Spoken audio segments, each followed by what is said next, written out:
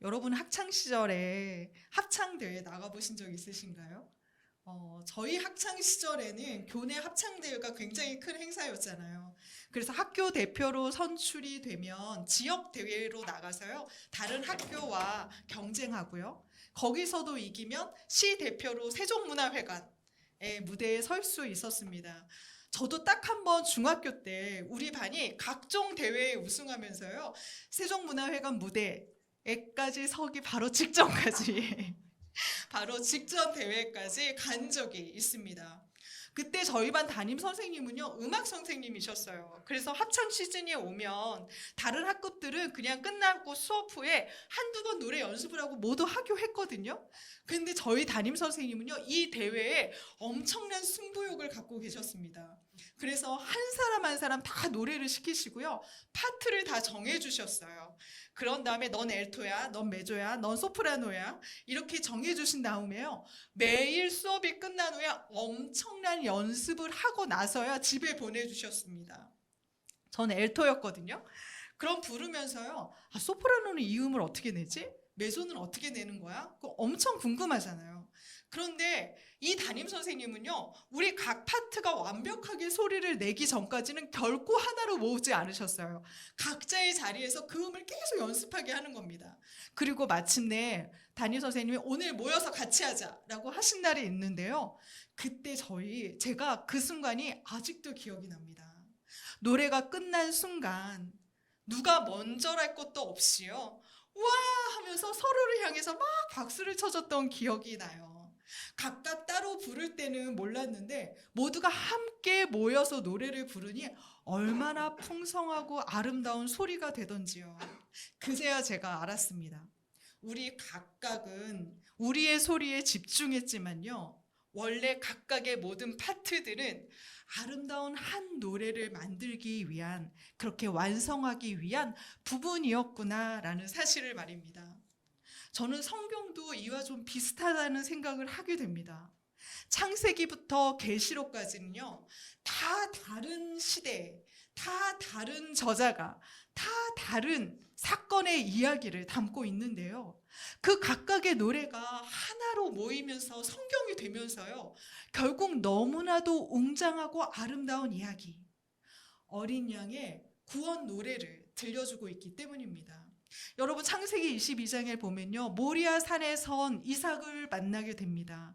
그 모리아 산에서요, 하나님은 이삭을 살리고자 순양 한 마리를 그 자리에서 제물로 받으세요. 이사야 53장에서는 우리의 죄를 지고 가는 도살장으로 끌려가는 이 어린 양을 보아라 말하면서 어린 양에 대한 이야기를 나눕니다. 그리고 무엇보다 오늘 본문 말씀이요, 출애굽기 12장 말씀이야말로 구약에서 가장 분명히 어린 양의 구원 이야기를 들려주는 한 장면이 등장하고 있습니다. 우리는 앞서 9개의 재앙을 다 봤잖아요.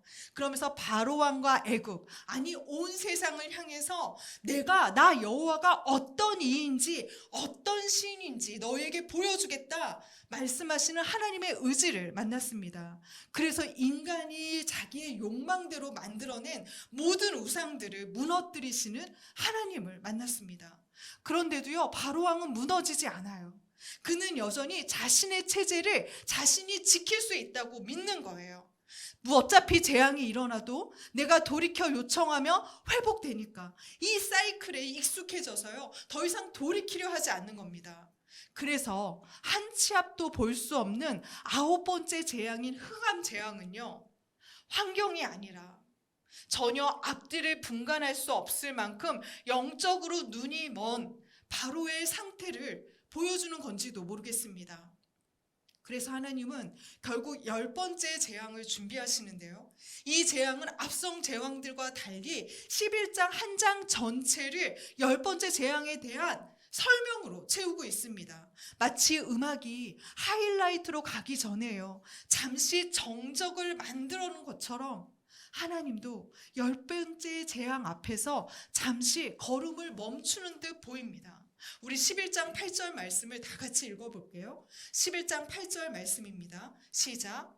왕의 이 모든 신하가 내게 내려와 내게 절하며 이르기를 너와 너를 따르는 온 백성은 나가라 한 후에야 내가 나가리라 하고 심히 노하여 바로에게서 나오니라.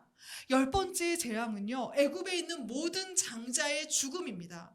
왕궁에서 태어난 바로의 장자부터요, 감옥에 갇힌 죄수의 장자까지, 사람뿐 아니라 가축에 처음 난 것까지 죽음이 찾아오는 재앙이었습니다. 성경에서 장자는요, 한 가정의 미래를 의미하고 있습니다. 그렇기에 장자의 죽음은 단지 한 사람의 죽음을 의미하는 것이 아니라요, 인간이 붙들고 있던 희망이, 미래가 무너지는 심판이었습니다. 이 재앙을 선포하면서요, 모세는 바로에게 분노합니다. 하나님이 주신 그 유예 기간을 결국 넘겨버리고 애굽 전역에 죽음의 재앙을 불러일으킨 바로, 그 바로에게 모세는요, 이 재앙이 얼마나 두려운지 당신들은 우리에게 제발 나가달라 부탁하는 지경에 이를 것이다 말하며 분노하는 것입니다. 여러분, 모세의 분노는요, 하나님의 분노입니다. 하나님은 열 번째 재앙을 기쁘게 행하시는 것이 아니에요. 애굽에 있는 모든 것들은 하나님이 만드셨습니다. 그분은 애굽의 창조주이기도 하시니까요. 그러니 이 모든 생명을 죽여야 하는 일은 하나님에게도 슬픔이요, 분노입니다. 그럼에도 하나님은 이 심판을 강행하십니다. 왜냐하면 이것이야말로 애굽 백성에게 유일하게 돌이킬 하나님을 알리는 구원의 방법이기도 하니까요. 하나님은 이들에게도 그 심판의 유예 기간을 주시면서요, 그 방법도 제안하십니다. 이제는 그 심판을 피할 방법이 뭐냐면요, 바로 한 가지, 어린 양의 피입니다. 우선 온 이스라엘 백성은요, 이달 10일에 어린 양 한 마리를 준비해야 합니다. 각 가정에서 태어난 지 1년 된 흠없는 수컷 어린 양을 골라내는 거예요. 그리고 이 어린 양을요, 바로 잡는 게 아니에요. 이 양을 4일 동안, 나흘 동안 집에서 소중히 간직하고 있어야 합니다. 그렇게 14일이 되는 그날 저녁, 해질 무렵이 되면요, 각 가정은 선택해 놓은 어린 양을 잡는 겁니다. 그리고 이 어린 양의 피를 문 양옆 기둥과 문 위의 임방에 발라야 합니다. 그리고 온 가족은 이 어린 양의 고기를요, 내장까지 전부 태워서 불에 구워서 먹습니다. 만약 가족의 수가 적으면요, 이웃집을 초청해서 한 마리의 음식을 다 소비해야 돼요. 허비하지 않으면 안 돼요. 결코 음식을 남겨서는 안 됩니다. 그럼에도 부득이 음식이 남으면요, 아침에 모두 태워서 번제처럼 드리는 겁니다. 여러분, 이 방법이 장자를 심판하는 열 번째 재앙에서 살 유일한 길입니다. 앞서의 재앙은요, 이스라엘 백성이 거주한 고센 땅에 임하지 않았다면요, 이번엔 그저 고센 땅에 머문다고 해서 피해가는 게 아니에요. 이 말씀을 믿고 이 말씀을 따라 순종하는 행위가 있어야 하는 겁니다. 자, 이스라엘 가정에서 어린 양은 어떤 의미냐면요, 단지 경제적인 가치만 있는 가축이 아니었습니다. 가족의 삶을 함께 책임지는 소중한 존재였어요. 양은요, 자신의 털을 내어서요, 가족에게 옷과 이불을 제공했습니다. 젖을 내어서요, 단백질이 필요한 아이들과 노인들에게 먹거리를 제공하는 거예요. 그래서 온 가족은 매일 양과 친밀한 관계를 유지하며 맺으며 살아갔습니다. 그러니까 이스라엘에서의 양은요, 단순한 고기의 의미가 아니라요, 살아있으면서 오히려 훨씬 더 큰 가치를 창출하는 재산이자 가족과 같은 존재였습니다. 그런 어린 양 중에서요, 가장 건강하고 예쁜 정결한 것 한 마리를 선별합니다. 그리고 집으로 데려와서 바로 죽이지 않고요, 4일 동안 돌보는 겁니다. 그 기간 동안 온 가족은 매일 그 어린 양을 바라보았을 것입니다. 아이들은 풀을 가져다가 먹이로 주고요, 어른들은 어린 양이 다치지 않도록 건강을 유지하도록 초원에 놨다가 집에 들였다를 반복했을 것입니다. 그리고 깨끗이 몸을 씻기면서요, 조금의 흠이라도 있는지 없는지를 살폈을 거예요. 그러다 6월절 저녁이 되면요, 아버지는 그 어린 양을 집안에서 잡아서요, 그 피를 모두 양동이에 쏟아내는 겁니다. 한 선교사님이 몽골에서 사역하면서요, 자신을 좀 귀한 손님으로 대접하며 양을 잡아 대접한 가족이 있었답니다. 그때 양을 죽이고요, 그 가죽을 벗겨서 피를 쏟아내는 그 과정을 보면서 6월절 어린 양의 식사가 생각나더래요.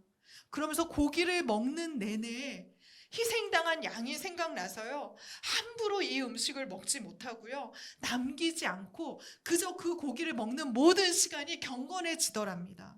그러니 이스라엘 가정에서 작은 아이들이 이 광경을 보면서 얼마나 놀랐겠습니까? 그러면서 물었겠죠. 아버지, 왜 우리가 사랑하는 이 어린 양을 죽이나요? 그럼 아버지는 떨리는 목소리로 대답했을 겁니다. 이 어린 양이 우리 죄를 대신해서 죽는 거란다. 이 양이 죽어야 우리가 사는 거야. 아이들이 이 순간을 잊지 못할 겁니다. 아, 내 죄 때문에 사랑스러운 어린 양이 죽는구나. 죄는 이렇게 무서운 거구나. 이게 바로 6월절의 의미입니다. 여러분, 6월절 죽음의 밤, 그 죽음의 사자는요, 온 애굽 땅에 찾아왔습니다. 그리고 그들이 지은 죄의 심판을, 그 심판으로 장자를 죽이는 거예요. 그런데 이 죽음의 사자가 집 안으로 들어가지 못하고요, 감히 심판을 행하지 못하고요, 넘어가는 집이 있는 겁니다. 바로 그 집이 어린 양의 피가 문설주와 임방에 발려져 있는 집이에요. 왜요? 이 가정을 대신해서 이미 죽은 깨끗한 피가 있기 때문입니다. 그 피가 죽음의 심판을 넘어가게 하는 거예요.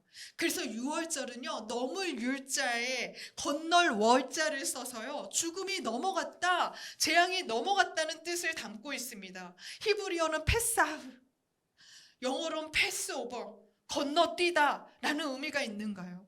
그 가정을 건너뛰었다는 건요, 하나님이 그 가정을 보호하셨다는 겁니다. 그 가정에 심판이 임하지 못하게 하셨다는 거예요. 그래서 6월절은요, 하나님이 어린 양의 피로 그들을 보호하셨다는 큰 은혜의 의미가 있는 겁니다. 여러분, 죽음은 애굽 사람과 이스라엘 사람을 구별해서 찾아가지 않았습니다. 착한 사람과 나쁜 사람을 구별해서 찾아간 것도 아닙니다. 어쩌면 이스라엘 가정 안에 모습도 다 달랐을 거예요. 그 피의 문 안에 들어가 있으면서도요, 누군가는 율법적으로 성숙하지만요, 누군가는 미워하고 싸우고 여전히 그 피 아래서도 의심하는 이들도 있었을 것입니다. 하지만 그 모든 상황에도 불구하고요, 그런 그들의 모습에도 불구하고요, 구원의 다림줄은 오직 어린 양의 피가 있는 가정인가, 어린 양의 피가 없는 가정인가입니다. 오직 이 피가 삶과 죽음을 갈라놓았어요.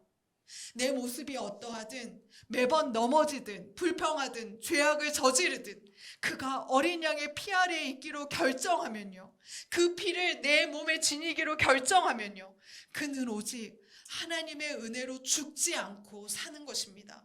이게 바로 6월절의 의미이고요, 우리를 향한 하나님의 사랑입니다. 이 어린 양이 바로 예수 그리스도이십니다. 예수님은 6월절 그 기간을 앞두고요, 하나님의 집 아닌 예루살렘 성으로 들어가셨습니다. 그리고 날마다 거리와 성전에서 가르치시면서 온 사람들에게 주목받는 어린 양이 되셨습니다. 하지만 그 어린 양 됨을 인정하지 않으려는 종교 지도자들은요, 끊임없이 예수님에게서 흠을 찾으려고 했어요. 병을 고쳐주면 도대체 누구의 권세로 이런 일을 하는 것이냐 묻고요, 동전 하나를 가져와서 이것을 가이사에게 세금을 바치는 것이 옳으냐 질문합니다. 사람들 앞에서, 또 계명과 율법 앞에서 예수의 부족을 찾으려고, 예수의 죄악을 찾으려고 끊임없이 질문했습니다. 하지만 너무도 아이러니하게도요, 하나님은 이방인 재판관 빌라도의 입을 부려서 나는 이 사람에게서 도무지 어떠한 죄도 찾지 못하였노라 선포하십니다. 예수님은 온 인류의 죄악을 감당하시기에 조금도 흠이 없는 어린 양이 되셨습니다. 그리고 6월절 그 양 잡는 시간에 주님은 십자가에서 온 피를 다 쏟으시고요. 대속의 죽음으로 나아가셨습니다. 세례 요한은 그런 예수님을 보며 보라, 세상 죄를 지고 가는 하나님의 어린 양이다 말했고요. 바울은 그가 단번에 들이심으로 우리가 거룩하게 되었다 말했습니다. 계시록에서는 어린 양의 혼인잔치에 초대받은 무리를 성도라고 지칭했고요. 창세기부터 계시록까지 성경은 그렇게 어린 양의 구원의 노래를 부르고 있습니다. 하나님이 자신의 장자 예수를 대신해서요, 그를 죽이심으로 우리를 살리셨습니다. 그래서 유월절은 우리에게 기쁨이자 하나님의 눈물이 있는 고통이기도 합니다. 그래서 우리의 구원은 가벼운 것이 되어서는 안 됩니다. 한 마리의 어린 양의 죽음에도 온 가족이 죄의 두려움을 느꼈다면요, 하나님 장자의 죽음으로 구원받은 우리는 더더욱 그리해야 합니다. 죄악이 두렵고 그만큼 그 은혜가 놀랍고 감격스러워야 합니다. 얼마 전 저와 친하게 교제생활하는 한 사역자 언니와 이야기하면서요, 요즘 제가 느끼는 제 모습을 나누었습니다. 그리스도인으로서 여전히 부족하고 성숙하지 못한 제 모습에 자꾸 실망하게 된다, 그런 이야기를 했는데요, 그 전도사님이 제게 이렇게 말씀하시더라고요. 그래서 예수로 충만해야 돼. 그분이 우리를 얼마나 사랑하시는지 다시 그 마음을 회복해야 해.